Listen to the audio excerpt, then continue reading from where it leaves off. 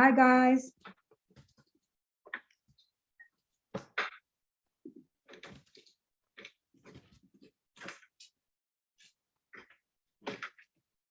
Hi, guys.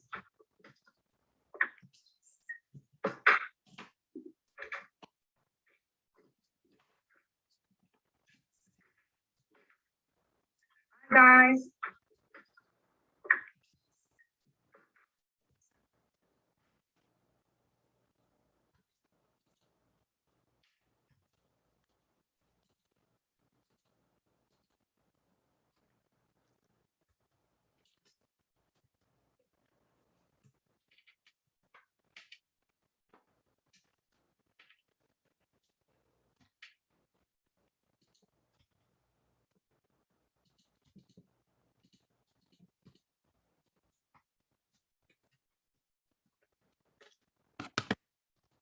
Okay.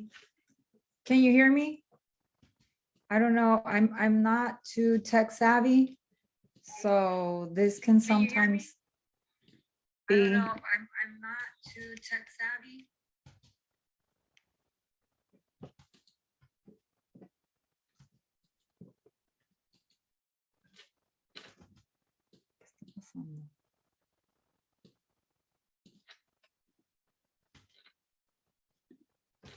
Aquí está.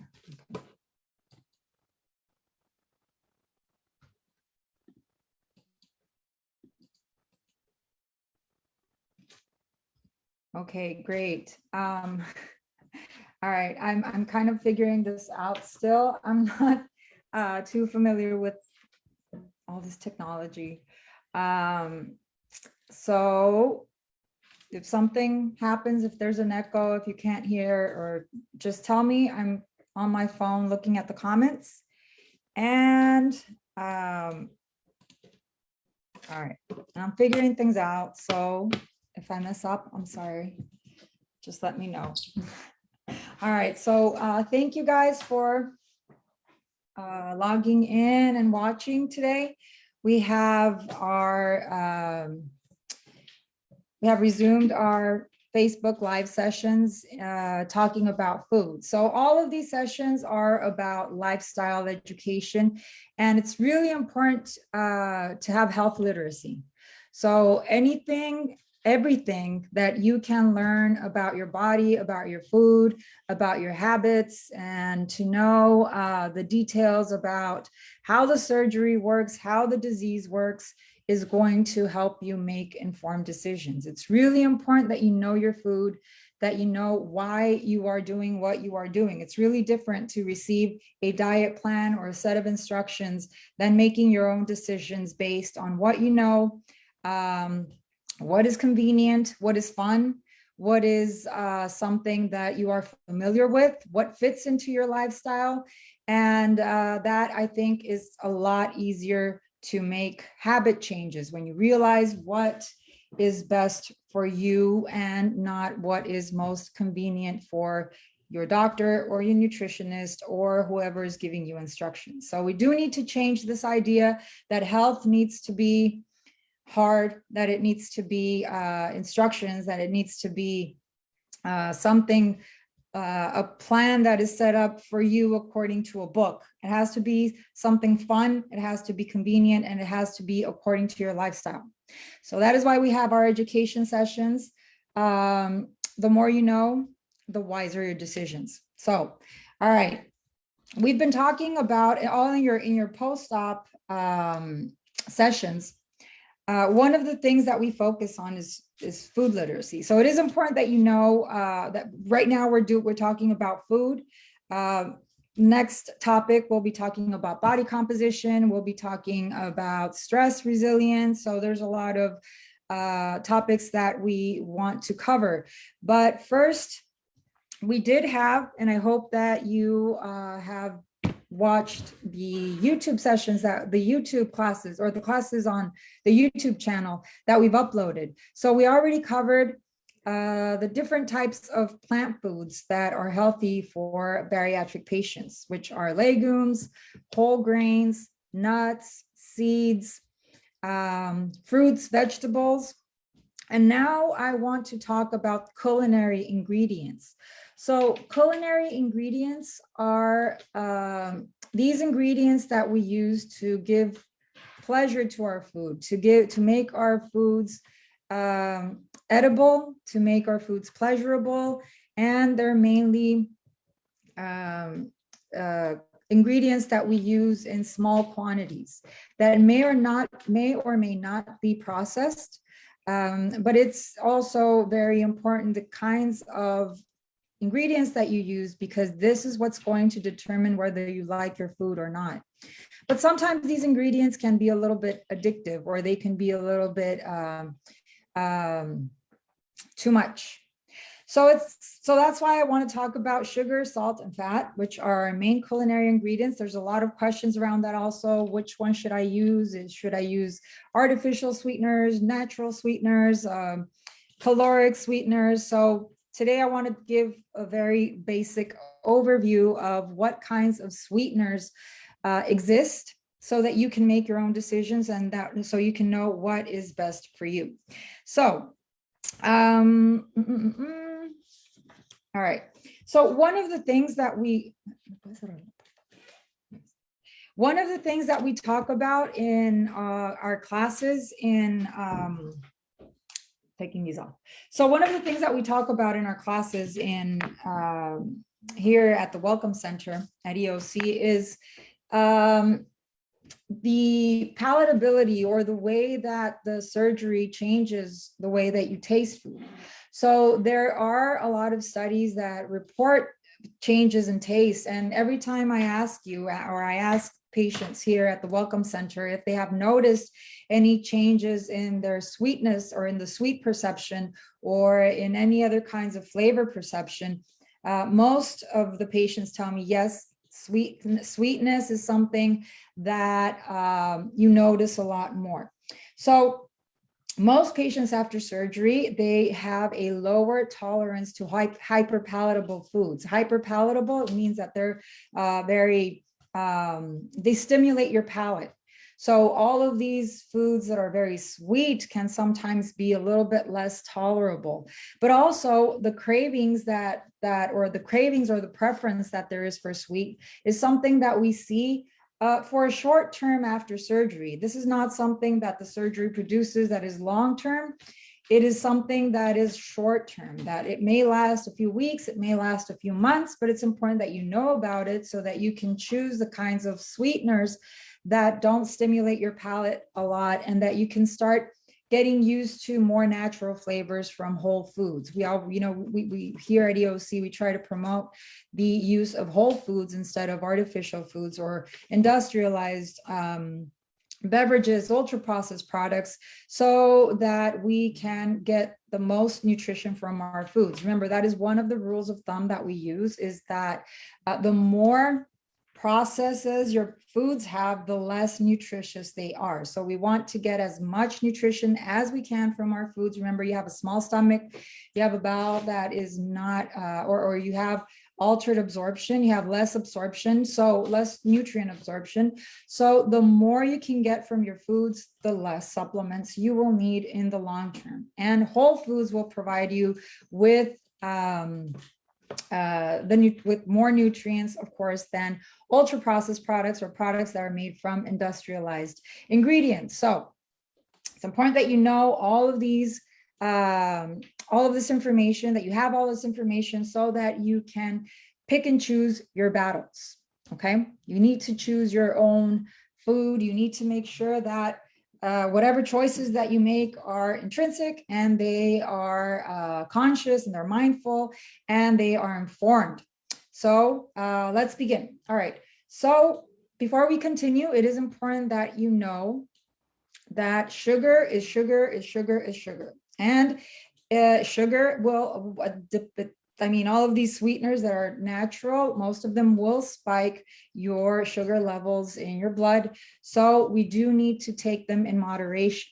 Okay, but there's certain types of sugars that have a little bit more nutritious properties than others. And I think that is, that's what our option should be.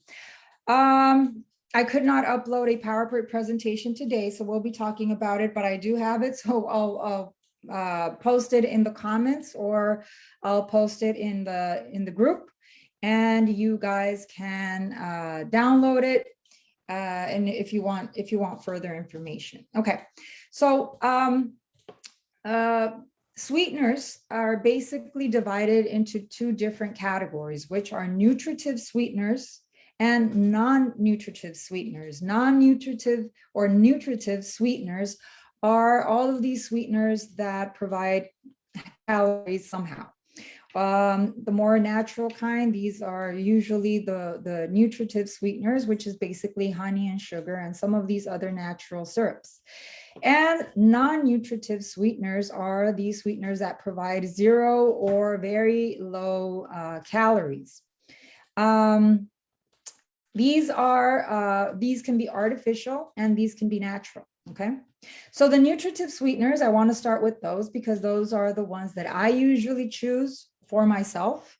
Of course, depending on what you like, on what kinds of preparations you're going to make, what you're using it for, if you're baking, or if you just want to sweeten your tea, or if you just want to sweeten your coffee, or if you are doing some kind of dessert, or if you're using some other kind of preparation, that is going to determine what kind of sweetener that you use. So there's always, in culinary ingredients are sweeteners, fats and oils, and salt.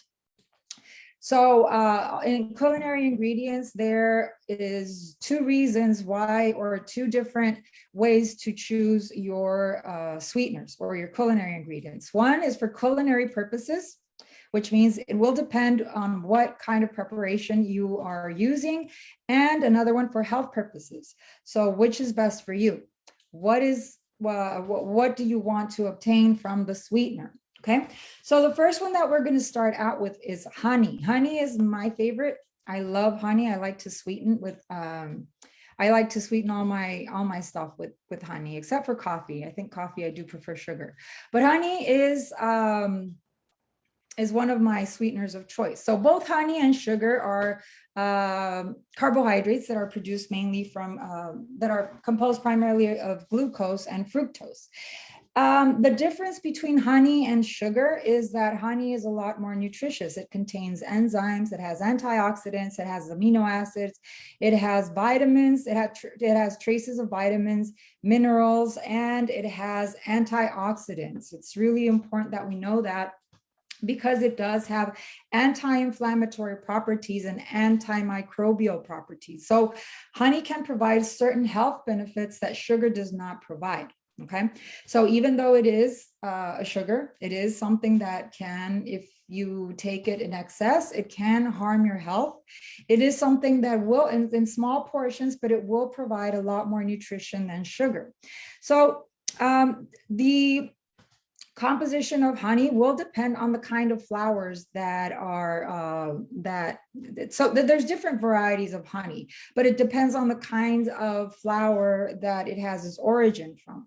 So there's tons of different types of honeys, but the nutritious properties depends on the flower. So we all know honeys are given to us by bees. And it is one of the most nutritious sweetener that we have, honey and dates. So it is something that I recommend if you do not have problems with diabetes, or if you do not have problems or any other kind of restrictions with sugar. Honey is probably the sweetener of choice, because it also culinary wise, it can be used with many different preparations. So that would be my number one option. Another sweetener that we have, or the main sweetener that we always use, is sugar. Sugar is also a combination of glucose and fructose, and it is derived from the sugar beet plant or the sugarcane plant. So what happens is that there's various processes that goes with making sugar, but there's mainly refined granulated, refined or granulated table sugar, and there's different types. There's white sugar, there's raw sugar, and there is brown sugar. So brown sugar, we always think that brown sugar and raw sugar is a lot more healthier, but actually brown sugar and raw sugar are a combination of molasses and white sugar. Okay, so brown sugar can have some more trace nutrients than white sugar, but it doesn't really represent something a lot more nutritious than honey, for example. So raw sugar is a less refined version of white sugar. It's also made from a combination of molasses and white sugar. So you can find all of these in either powdered form or in granules. But one of the sugars also that I use most is Muscovado. I don't know if you've heard it, but here we call it Muscovado, which is it has a less process. So from molasses, it goes to Muscovado, and it is made from the cane sugar. So white sugar can be made from from the sugar beet plant, and here it's made from cane. So, but it's mainly used for baking, Muscovado. I like to use it in my coffee. I think the taste is a lot more like toffee, like a thicker. It's a more sweet but like dark taste that it can have. It also contains natural molasses, and it is a lot richer in texture. So from sugar, my recommendation would be this Muscovado sugar. It is one of the least refined sugars available too. It's mainly used for baking, but it also has some antioxidants that mainly polyphenols that can help it has certain anti-inflammatory properties. So we know that the less processes our foods have, the more nutritious they will be, or the more favorable for our health they would be. So in terms of honey and sugar, my choice would be honey and Muscovado, or the less refined version of sugar, of sugar made from the sugar cane plant. Okay, so another sweetener of my choice would be dates. So dates are the fruits of the date palm trees. These are grown in different tropical regions, and they have a really good nutrition profile. So these are used in a different way. I would not use dates to put in my coffee or in my tea, of course, but it can be used to sweeten pancakes or date syrup. So you can find date syrup in the supermarket now. I mean, now that there's a lot of health consciousness, dates have become a lot more popular.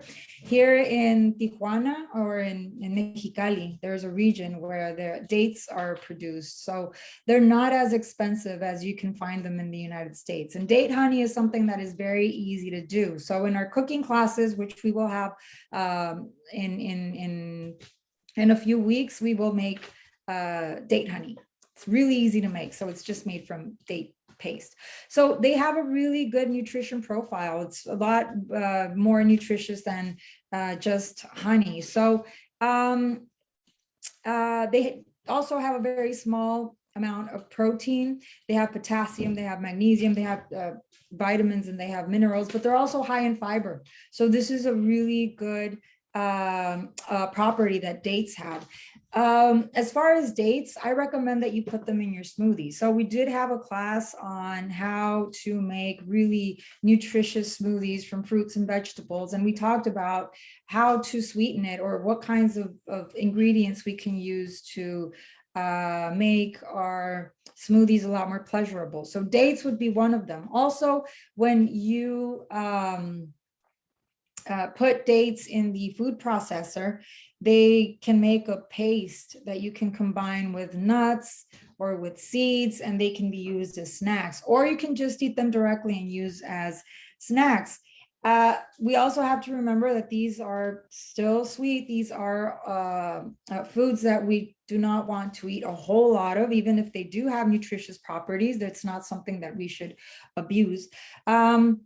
but they are a much better option to other types of sweeteners. They also have antioxidants, they're high in fiber, they have vitamins, they have minerals, and they have the different kinds of, and so honey has flavonoids.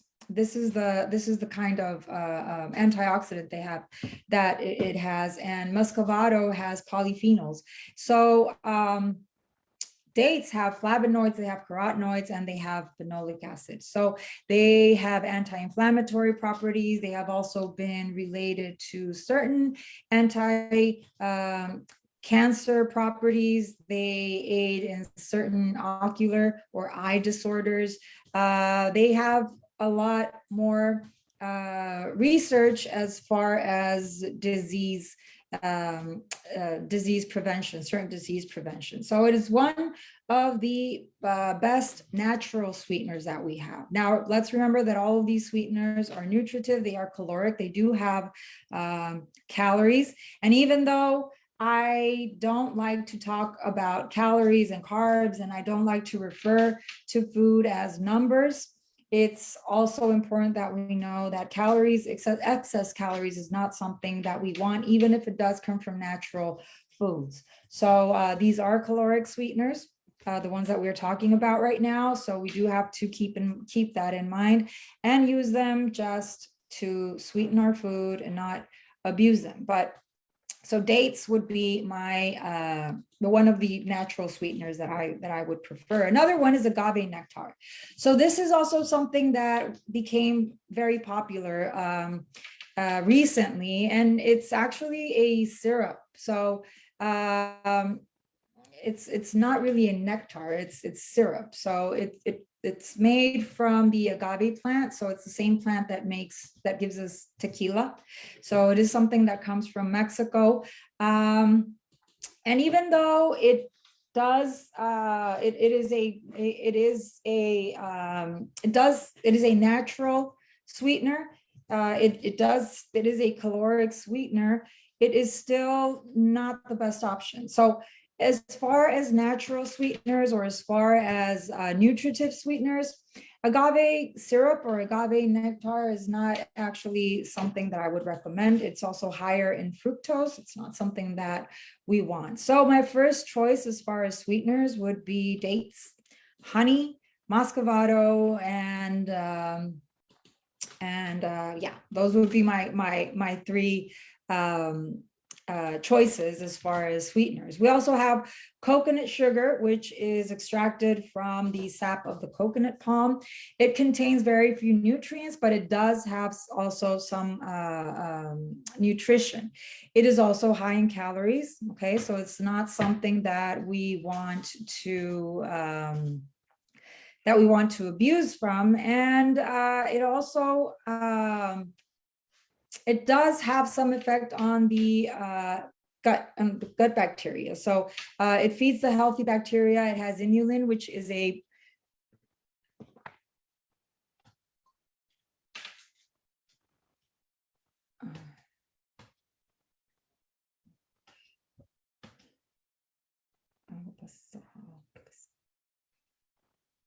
Are we back? All right, okay. I'm sorry, I think we had a problem here. Okay, but we're back. All right, so coconut sugar, it has some form of prebiotics too. So it's also something that we can use. It's mainly used for baking. I wouldn't use it for sweetening just like regular foods, but it's also an option if you are trying to switch to a more natural sweetener. So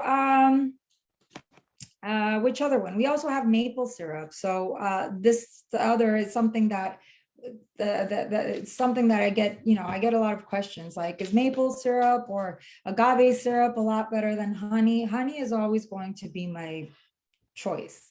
It's because of its nutritional properties, but also maple syrup can be another option. It does have more antioxidants than honey, but when you are trying to switch to a more vegan option in terms of sweeteners, maple syrup is something that a lot of people prefer.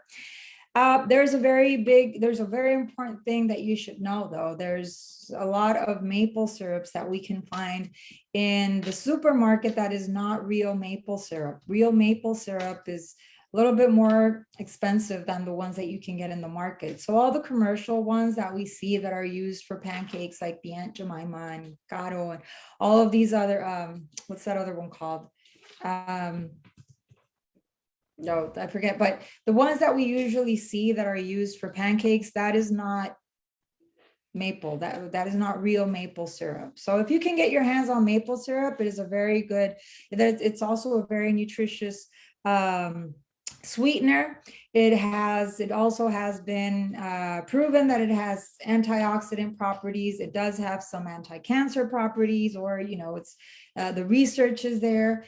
And it could also be something that you can try, and it might be something that you like.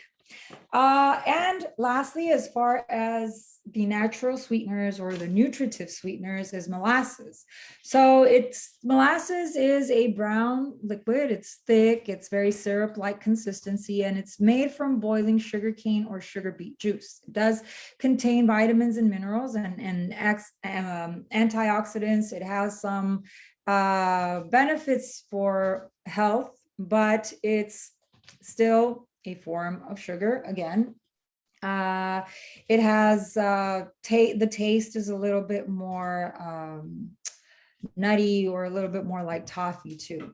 So these are our natural sweeteners, our nutritive sweeteners, that are either syrups or they are granulated. And now we have our non-nutritive sweeteners or non-caloric sweeteners. So all of these sweeteners they give you that sense, or it gives you that idea that you are eating something sweet. But the problem with these sweeteners are that sometimes the sweetness is a lot higher than sugar. So they can make them a little bit more addictive. And in the cases of patients that have bariatric surgery, they can make it even less tolerable. So there's two types of non-nutritive sweeteners, or non-caloric sweeteners,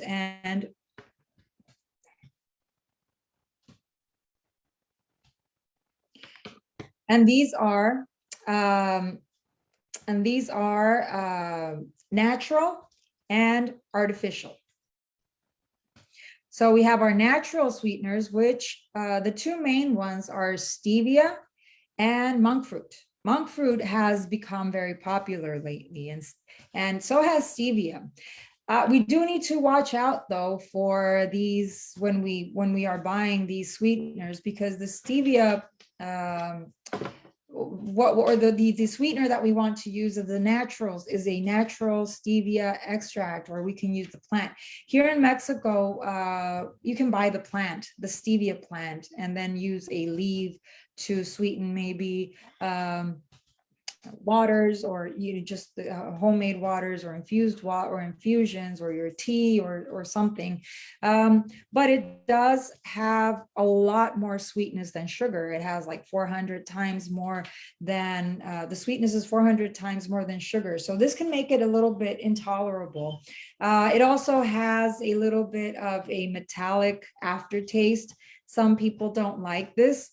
But it is a good option too. Both stevia and monk fruit are good options if you are trying to avoid sugar altogether for some reasons, but you are trying to get a certain sweetness from your foods or from your preparations. Monk fruit is another sweetener. It's extracted from the monk fruit. It's a fruit that comes from Southeast Asia. And this also has 0 calories, and it is about 100 times sweeter than sugar. So it is less sweet than stevia. it's a lot more sweet than sugar. It also contains natural sugars like fructose and glucose. But it also has antioxidant properties. It also has been proven to have anti-inflammatory properties, but it still needs a lot more research. So it's something that is relatively new that is being used in the sweetener department, and it is an option that is also presented to patients with diabetes or patients that are trying to avoid all of these nutritive sweeteners. So monk fruit and stevia would be our main natural sweeteners. And then we have our alcohol sugars. So alcohol sugars are mainly xylitol and erythritol. And a lot of you have asked me that also, what about xylitol? What about this? So these sugar alcohols have a sweetness very similar to sugar, and the xylitol is extracted from birchwood. And it is also a good alternative to sugar because it doesn't have fructose, because fructose is the main responsible for the harmful effects of sugar. And it doesn't raise blood sugar or insulin levels. I am not a huge fan of xylitol. I don't like the taste.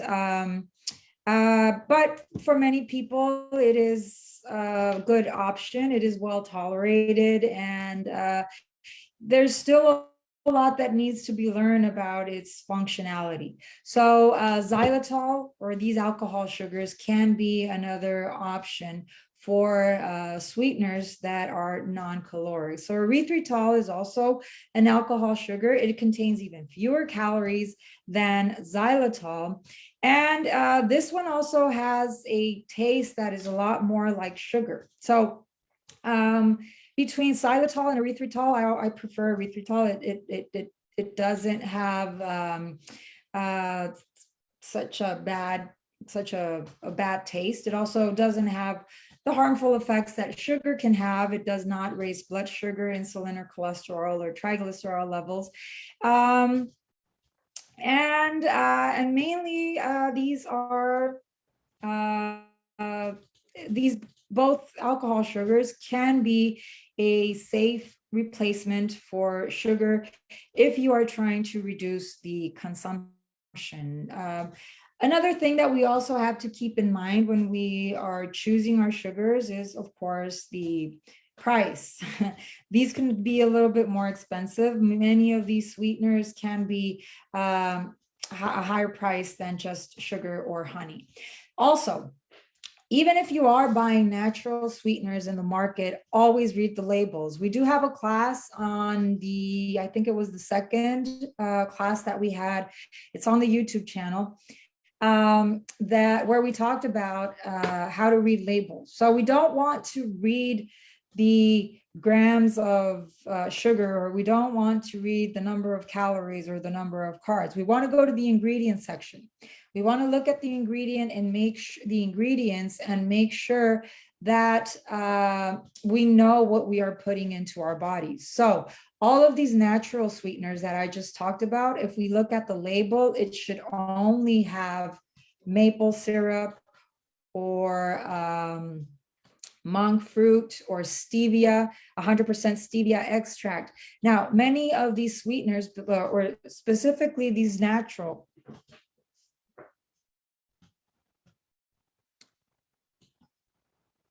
okay, I'm interrupted. Sorry for the interruption. Keeps getting interrupted. So many of these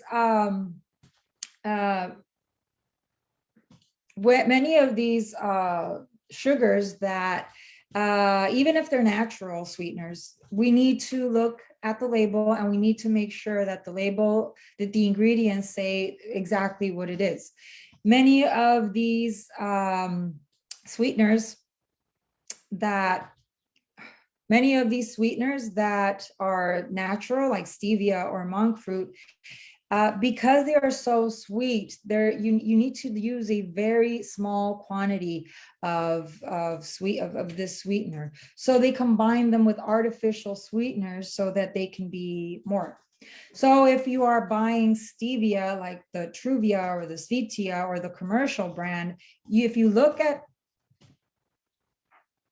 so if you are buying these sweeteners, if you look at the ingredients, they will be combined. They will be combined with stevia or with another type of sweetener. So it's always important that we read the ingredients, that we read the ingredient list, and that we read the labels. I'm sorry, I'm cutting off and then I don't know like where I stopped. But okay. Read the ingredient list always.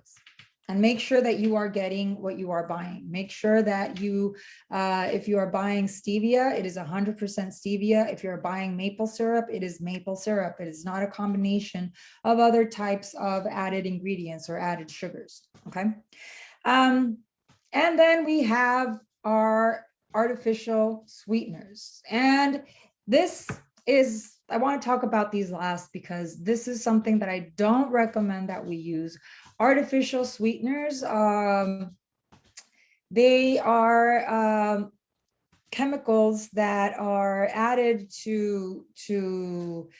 are added to our foods to make them taste sweeter. So they are a lot more intense. They do have a higher sweetness than, or they provide a higher sweetness than sugar, sometimes thousands of times sweeter than sugar. So what happens here is that the sweetness receptors in your tongue recognize the sweetness. They usually provide 0 calories, and but they are not something that your body recognizes. So, I mean, really, they are just industrialized sweeteners. So we've talked about industrialized ingredients previously. We talked about all of the things that you put into your body that can be toxic in a certain way. And artificial sweeteners is not something that we want. The most common ones, the most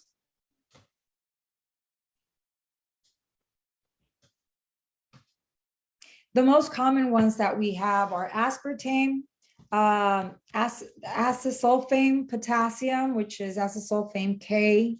That's how we see it. We have neotame, saccharin, sucralose, and we usually see these in the the little yellow bags or the blue bags or the pink bags, and we can recognize them according to their colors. So aspartame is one of the first ones that we had, which is NutraSweet, or equal. And this one is 200 times sweeter than just regular sugar. Acesulfame potassium is about 200 times sweeter than sugar, and this one is called the sweet one. I don't know if you've seen it.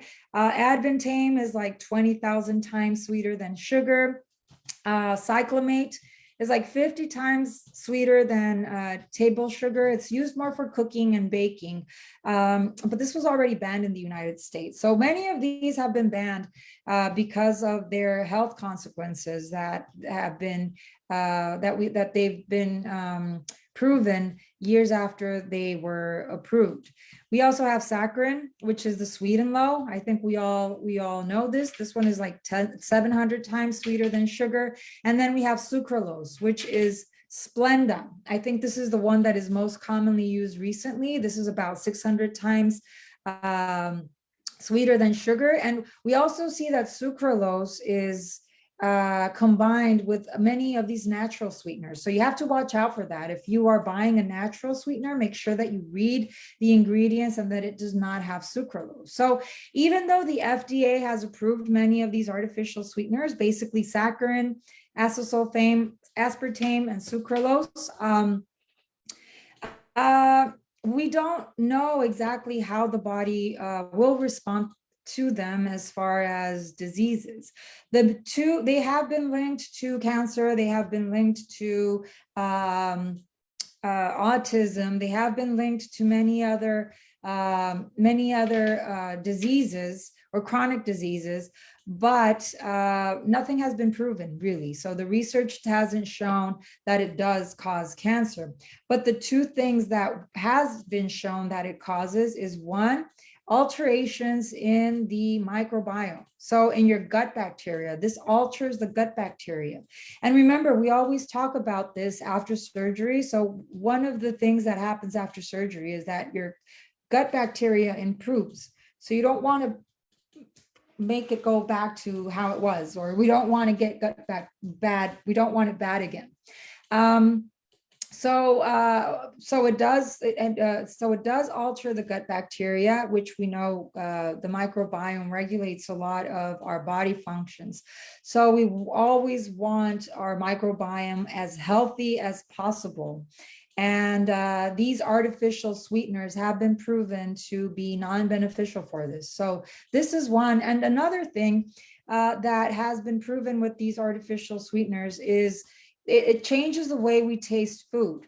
It kind of makes want us to have it, it alters or it stimulates our palate because of the high sweetness that it has.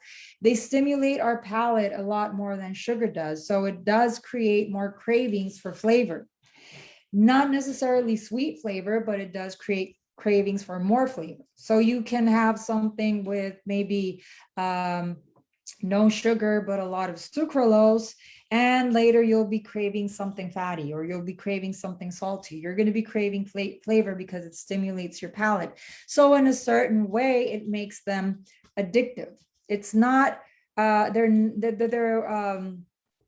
unpalatable, or they're not something that are favorable to your palate. And it also, what has been proven too, is that your food choices after you eat or that you have artificial sweeteners are towards more artificial foods. So we don't want that. We want to have the more whole, natural foods that we can. And another thing that has been linked to these artificial sweeteners is that the idea that you are not eating calories from the sweetener, it makes you go for other kinds of foods that are more caloric. So whether they cause diseases or not, I don't think that's the point right now. What is important is that we do not want to disrupt our gut bacteria. We do not want to mess up our healthy palate. We want to have natural foods, more whole foods as possible. And there are options of non-caloric sweeteners better than these artificial sweeteners like stevia or monk fruit. Okay, so this is basically an overview of all the types of sweeteners that we have, either nutritive or non-nutritive sweeteners. So bottom line, again, and I'll repeat this, sugar is sugar is sugar is sugar. So we do not want to eat a lot of it, even if it is something healthy. And also, the more natural, the better. The more processes our foods have, the less nutritious they will be. So we do need to opt for a more nutritional kind of kinds of foods. So we need to take into consideration, what are we trying to sweeten? What are we doing, or what do we want to use this culinary ingredient with? That's important. And we also need to take into consideration, what do I like, or what kind of sweetness do I want?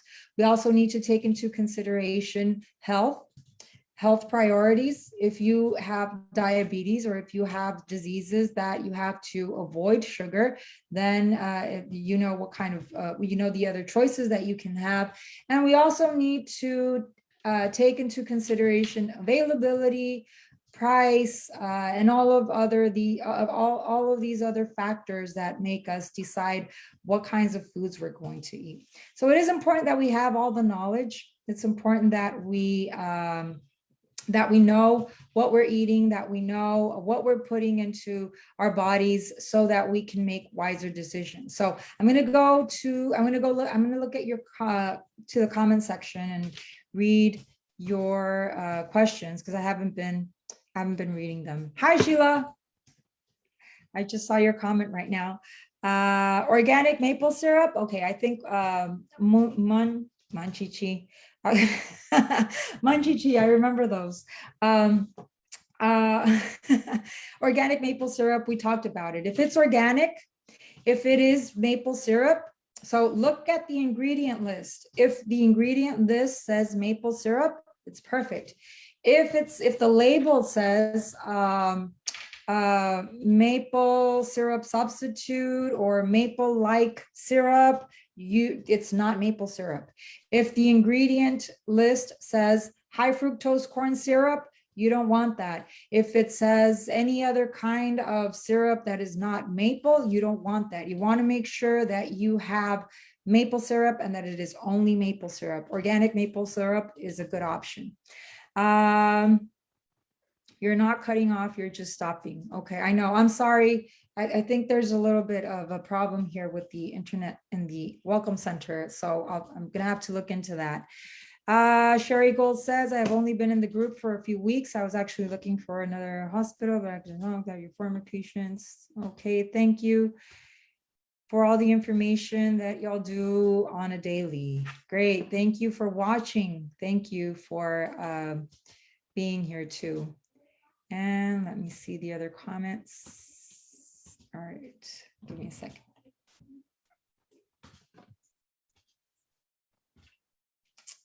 Oh, and another thing that I think it's important that we mention, and I do know that we'll be I have a center, so I'm gonna have to look at okay.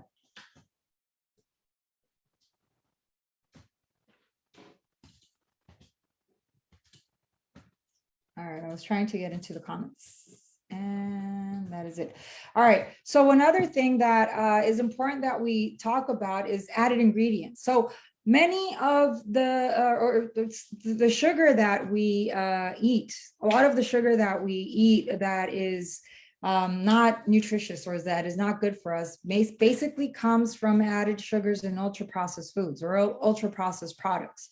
That is also another topic that we're going to cover shortly, because it's also important that you know all of these added ingredients that foods can have. Sometimes yogurt, granola,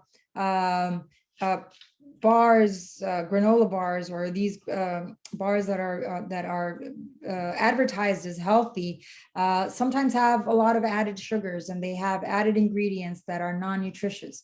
So in another topic or in another class, we will talk about all of these added ingredients. And but it is important that you know that most of the health concerns that come from the high high consumption of sugar are from added ingredients in ultra processed products. The 1 tablespoon or the 1 teaspoon of sugar that you're going to use in your tea or in your coffee is really not going to make a huge difference in your health. What really sometimes affects our health is all of these cereals and the bars and the yogurts and a lot of these foods that are marketed as healthy that are really not healthy, that they're really just a bunch of added or industrialized ingredients. So we'll have a class on that specifically. And I don't know if anybody else has any more questions.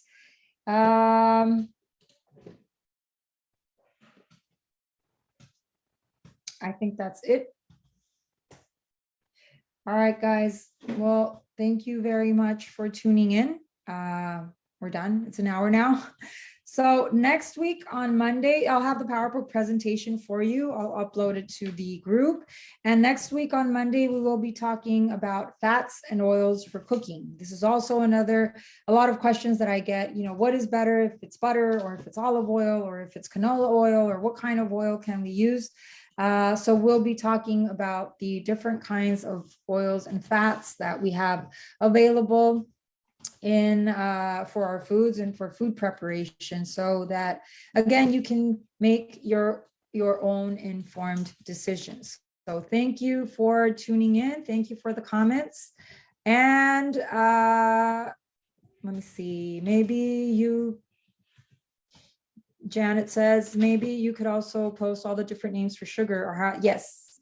Yes, when we talk about industrialized ingredients, we will definitely talk about what is sugar, what is fat, and what is sodium, salt or sodium.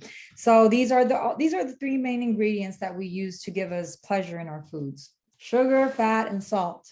So the food industry uses a lot of different versions of these ingredients to add to the ultra processed products. And it's important that we know the names of all of those. So we definitely will talk about that, Janet. Thank you. And thank you all for watching. I hope to see you all next Monday. And I hope this was information. This information was very useful. We are creating more resources for our patients to have, so that you can, again, make your own decisions. So if there aren't any more questions, I'm logging off, and I'll see you next Monday. Thank you. Thank you, Sheila. Bye.